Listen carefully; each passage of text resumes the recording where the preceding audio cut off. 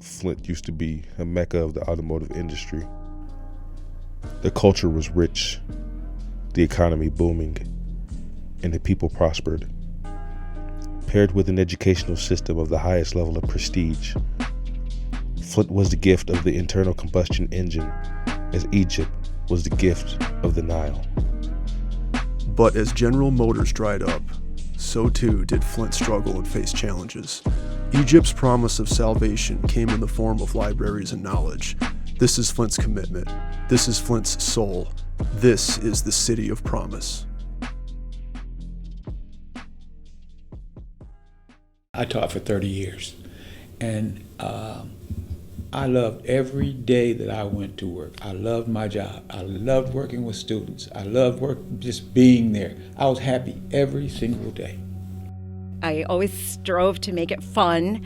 Class is going to be fun. Yes, we have to study Beowulf, but you know what we're going to do? We're going to act it out, and you're going to be this person, and you're going to be this person, and we're going to do hand-to-hand stage combat, and we're going to tell the story physically. And so, even the boys loved studying Beowulf. It was one of the most popular school districts in the country, and we had the largest population in Genesee County. Growing up in Flint, when I was a Flint student, there were over 40,000 students in the Flint system. That was 4 high schools, 13 middle schools, and 40 elementaries. So that's what I knew Flint as a youngster coming up in this community. Acting it out in the classroom, they did such a great job. I said, can you guys do that again? I'm going to go get the principal. And I'm going to have you tell the story of Beowulf just the way you told it. This is what we do and this is what we stand for. We already have an amazing cultural center. We have the Flint Institute of Art, the Flint Institute of Music, the Sloan Museum, and Longway Planetarium.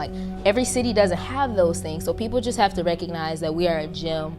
But the value we had then is that we knew we were going to learn, we knew we had opportunity, and we knew that we were going to be successful in life because there was a village there for us.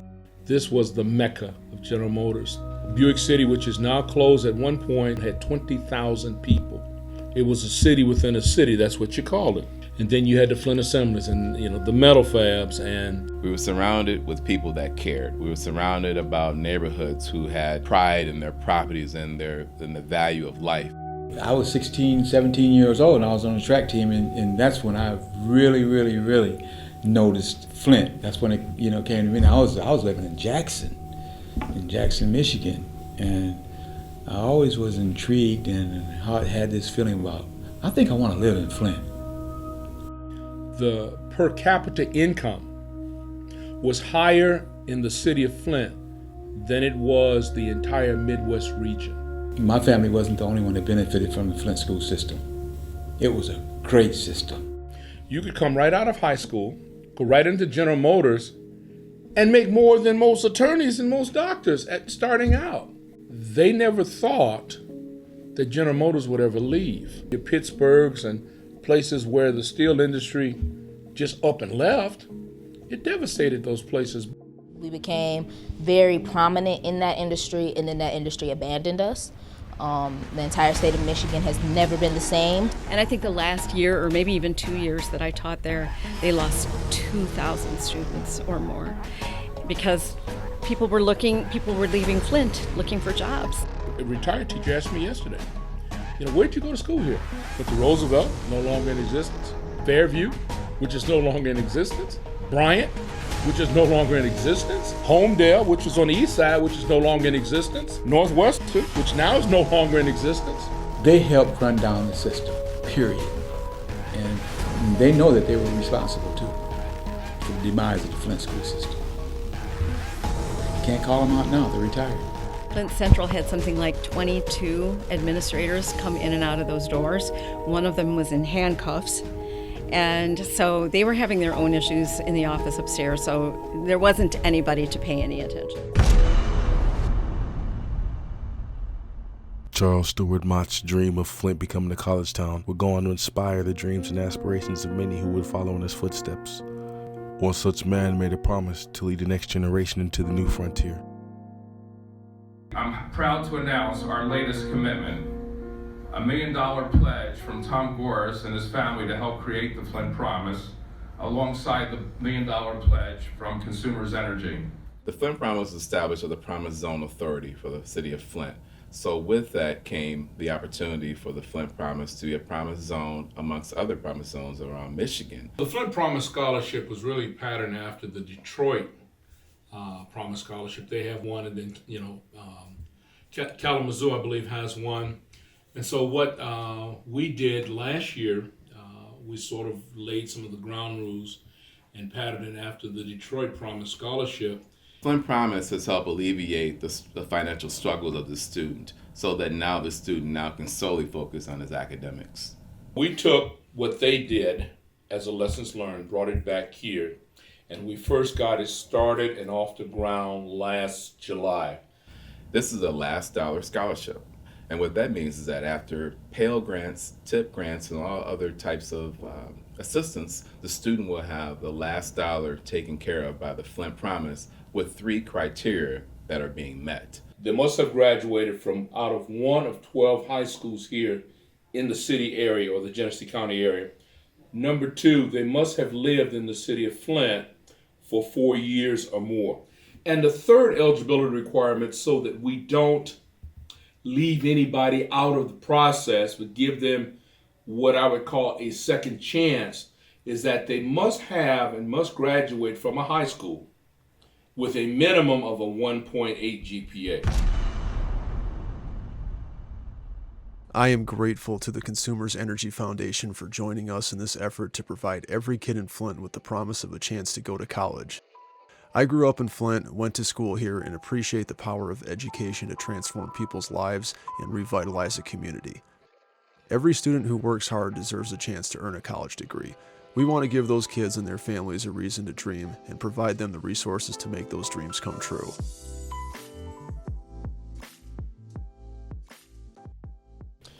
One of the funders is Tom Gores, who's the owner of the Pistons, and Consumers Energy. And they both deposited a large amount of money into a scholarship fund where the fiduciaries are the community foundation downtown. The Flint and Genesee Chamber, we're the administrator of the Flint Promise. And with that, we are the vetters. We are the ones who check to make sure students qualify for this opportunity for the Flint Promise.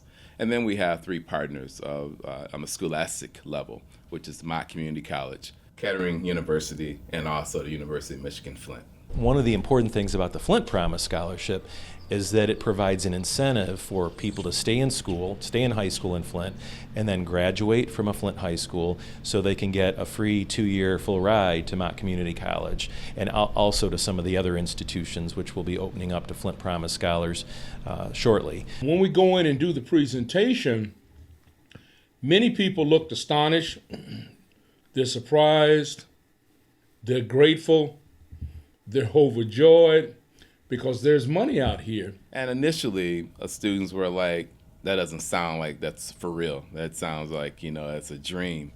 But the key point was when the parents found out, and then it became beyond a dream, it became reality because of the savings of money. Any type of free money, make it accessible for students to be able to come to school is definitely something that's beneficial. We want that access for them to be here. So when we have a program like this, there's always some kinks or bugs that you got to work out. And it's because there's a lot of back-end processing that you have to figure out and to make sure that it's running smoothly for those students. And so once that started to really hit the population, hit our community as far as the information of the Flint Promise, then the students started getting on board. We had students who opted from going away to college to take advantage of the Flint Promise. If they just simply apply, they could come out and have no debt, not have to pay any college tuition, and could have some help with some fees as well. It's very important for our young people to understand that they are the future, and whatever happens with them happens with Flint. They have got to perform according to the college academic requirements. Education is a pathway, but it doesn't have to be the 4-year degree. It's nice to have it, but it's not the only pathway. One of the things that we do aggressively is give scholarships out. The jobs are at the point where they're high demand jobs that call for a skill, and if you want to look at what's going to make you feel good about yourself. You want to have the resources to be able to help family. So I think there are more and more people who know that. We raise hundreds of thousands of dollars every year for scholarship funds so that students who can't afford two-year college, can't afford to come to Mott. It brings them an opportunity to achieve and also have the assistance of free schooling, which also parents are excited about. We have a website that we use. It's called greatschools.org, and we'll plug a student's address in. And that address will pop up inside the boundaries of Flint. If it pops up outside, we know, okay, they're not eligible at this time. But they must be within a Flint address at the time of their graduation. Well, the opportunities that it provides, because it's local, it's so convenient. You just have to find what you are going to want to do with your life, though, I would think. You would want to find something for yourself, something to invest yourself in and leave your mark. This is a stepping stone. It's a level that any student can get in their foot in the door, and the support is here to help them be successful. I think it's good for people in need because a lot of people can't afford college. I couldn't. I went to college on GI Bill.